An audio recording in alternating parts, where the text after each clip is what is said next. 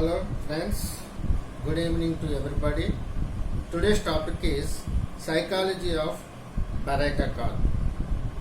All Baraita individuals have some aspect of the personality which is not matured fully. Sometimes it is just one isolated aspect such as social skills, whilst at other times it is several. Some Baraitas have a global underdevelopment of the personality, one that affects all aspects, resulting in a clear immature individual. Origins. The Baraita's child's slow development is often accompanied by a history of birth trauma, especially asphyxia, such as occurs when the umbilical cord is wrapped around the neck, preventing adequate oxygen from reaching to the brain. In some cases, there are physical trauma to the head during birth or subsequently resulting in hemorrhage into the brain. Third one is childhood conditions were unstimulating or neglectful, resulting in some development both physically, mentally, and emotionally. The fourth possibility is that one or both parents were Baraitas and passes on their traits to the child both genetically and by conditioning. Now, mental retardation. Cases of gross mental retardation often belong to the Baraita type.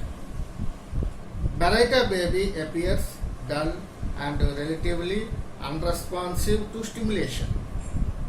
Milestones such as smiling, standing, and walking are delayed, as are subsequent complex skills such as talking, writing, and social development.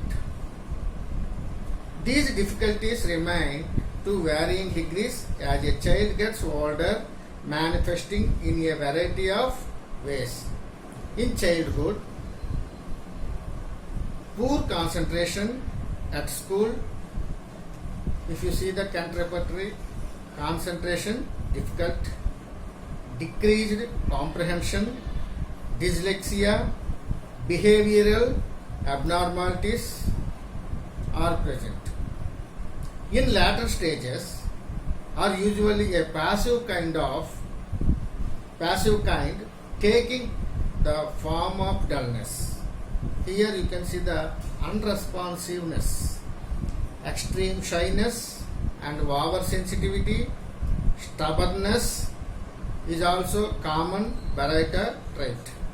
Like his close relative Calcarea, Baraita has tendency to dig in his heels and say no when asked to do something. This is partly due to insecurity. Baraita feels instinctively that he is not properly equipped to deal with the complexities of world, and one of his strategies to resist changes of any kind. Some Baraita children are normal intelligence, but have difficulties with speech, writing, or social interaction.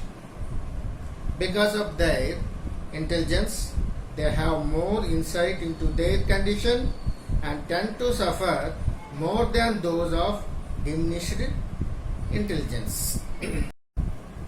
The dull child. Dullness or lack of interest, responsiveness, and enthusiasm is the principal characteristic of many Baraita children, particularly adolescent boys. These children often have no organic brain dysfunction and no impairment of intelligence. They are just dull, apathetic, reluctant to talk, and stubborn. Such children are extremely difficult for the parents to handle since they will not cooperate and are not interested doing anything. These dull Barretta children must be differentiated from calcarea and sulfur types, who can appear very similar both physically and temperamentally.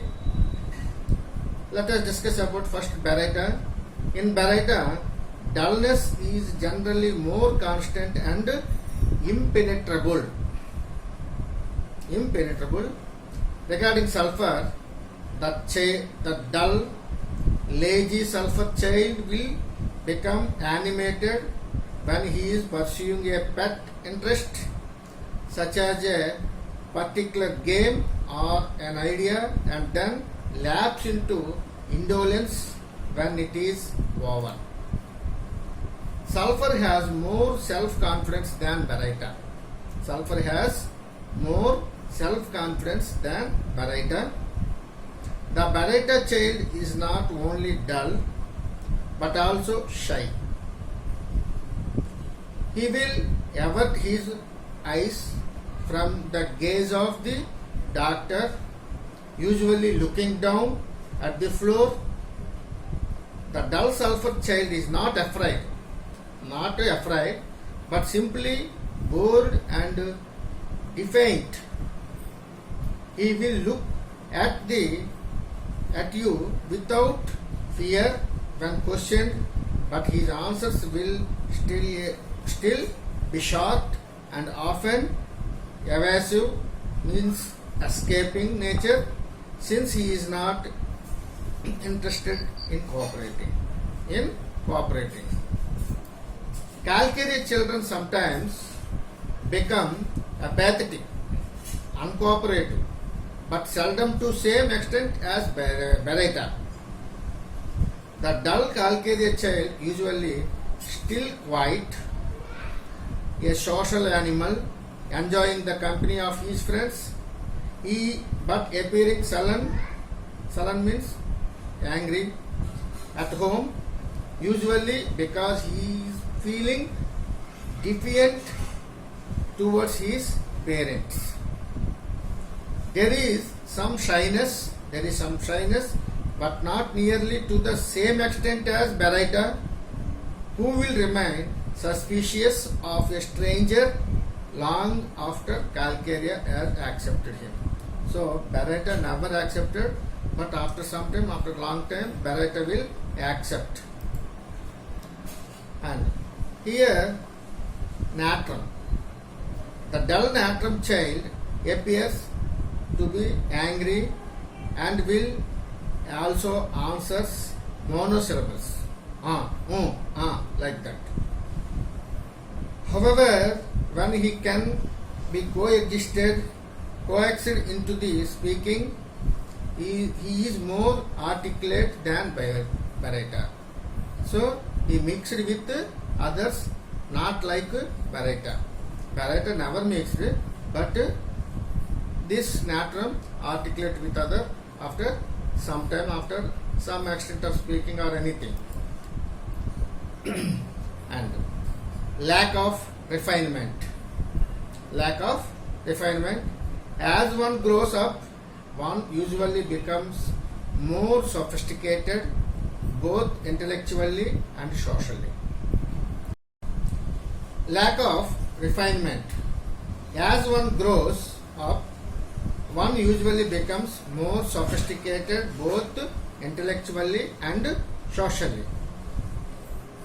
This refinement is often lacking in Barretta individuals, and this relative crudity of appearance and manner may sometimes be the first impression that strikes one about a Barretta individual, especially an adult Barretta.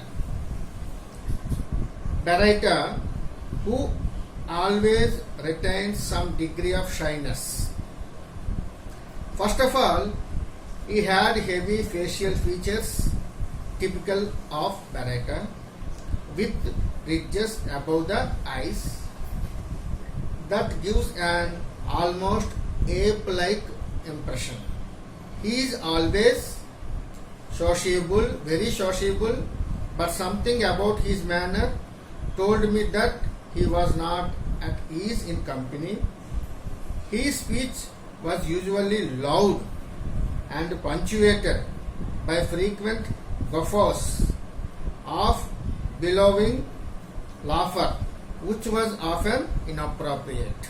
So this is the Barretta. Similarly, his responses to which other people said were exaggerated.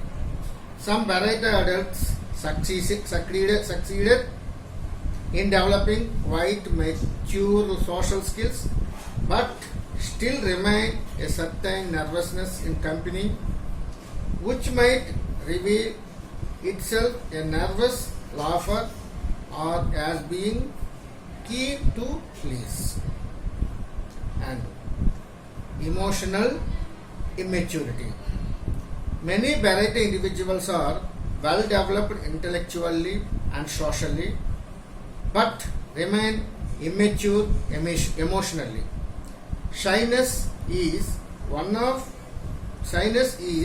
one aspect of this emotional immaturity. The Barretta child is shy that he hides behind his mother for the whole interview. Whenever you take interview, he hides behind the mothers. So this is the clear-cut mental picture of the Barretta child.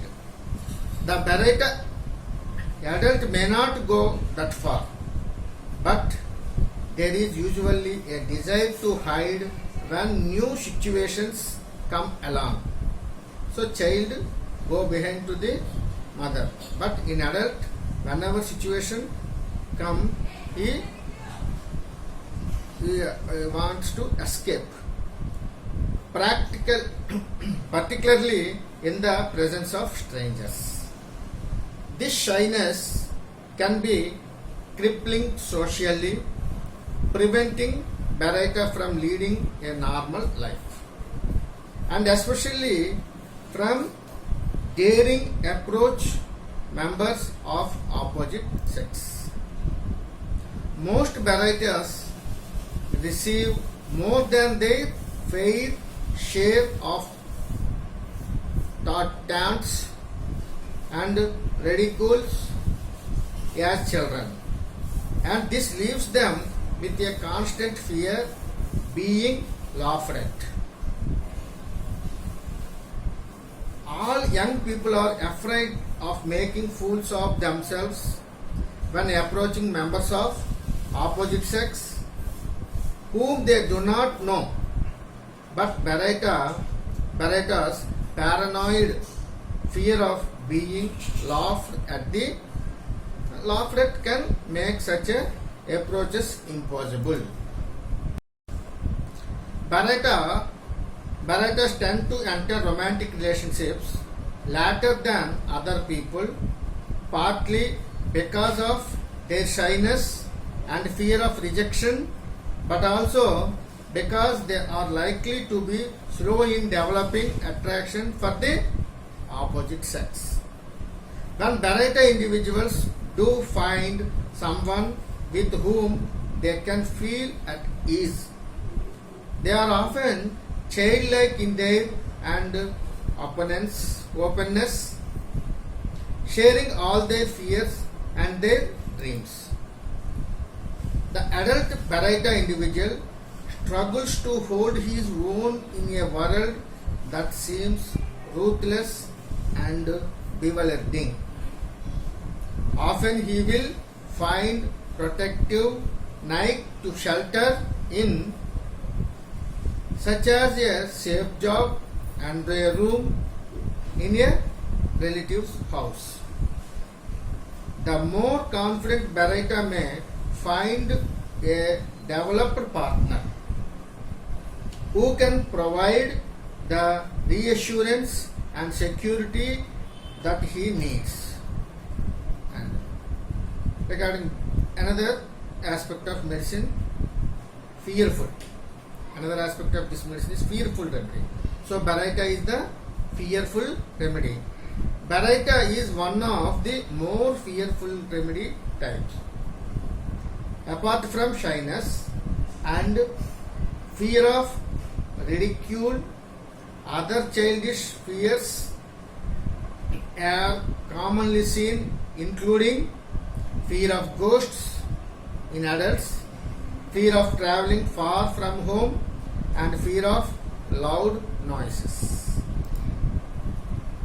New challenges such as a change in residence or a job interview are likely to be met with apprehension, although they may be carried off without his showing unduly.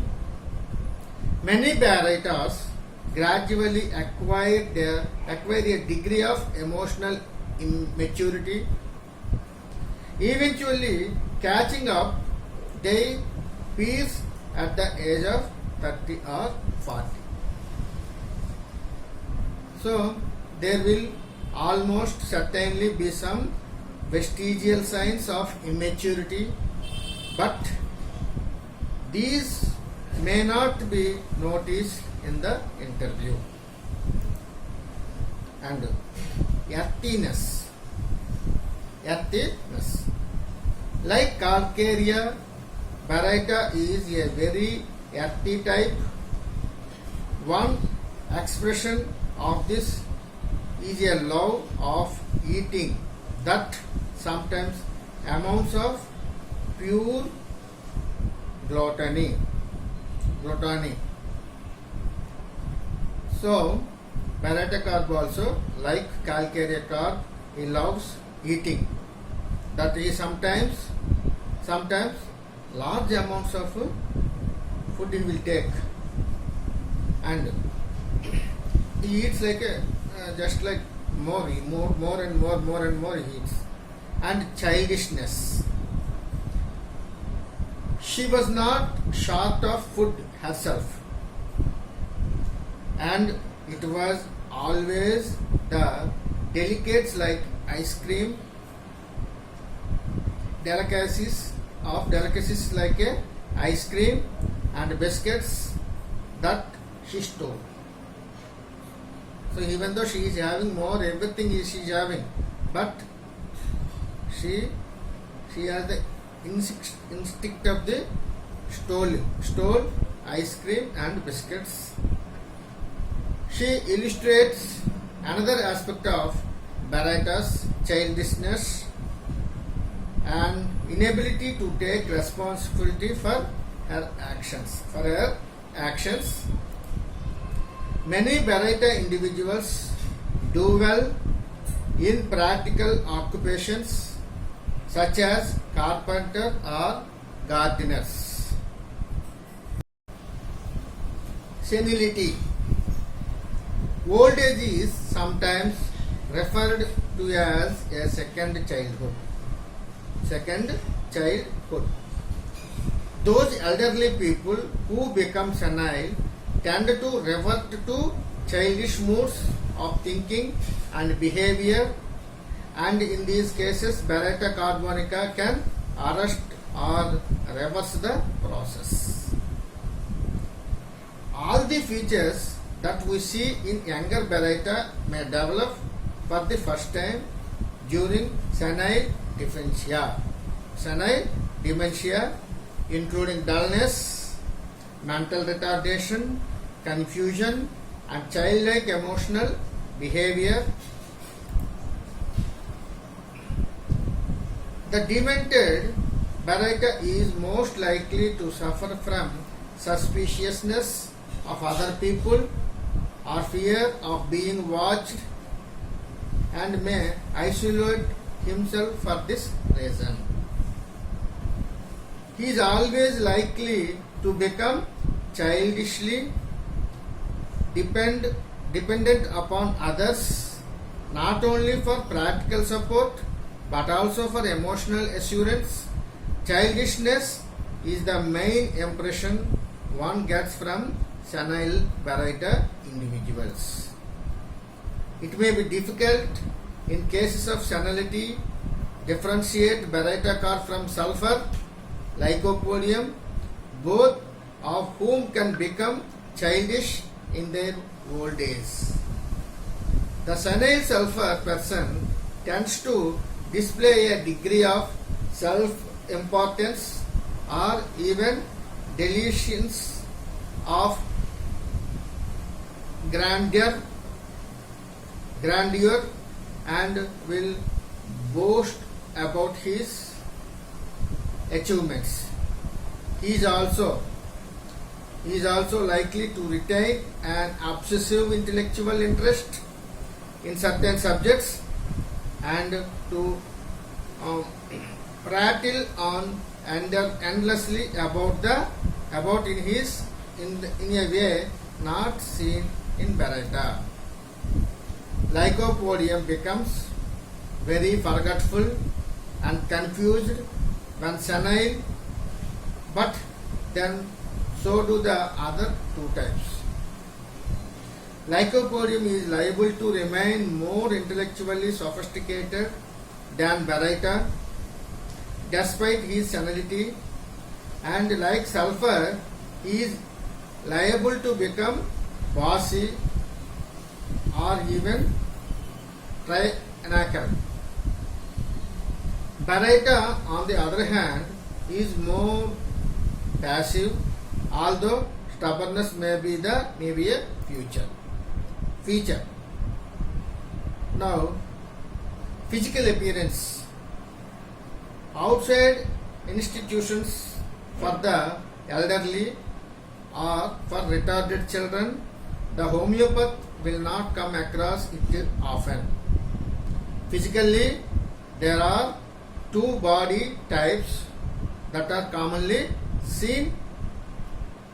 The more numerous is the stocky type, who has heavy facial features, a large body and thick wavy hair.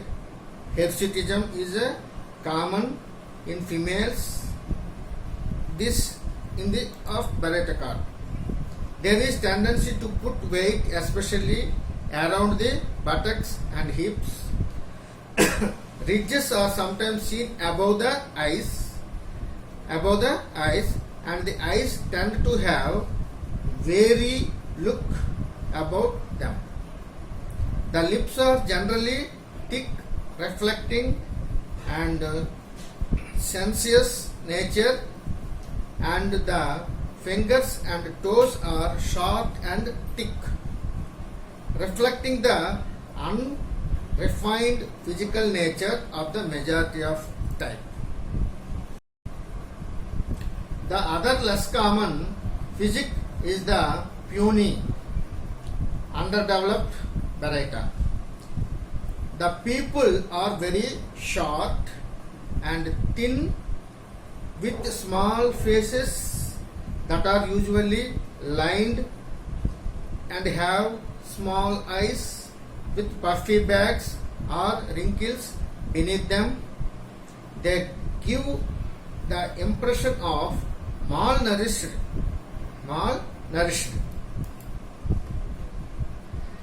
Okay, this is about baryta car. Thank you for listening. Thank you.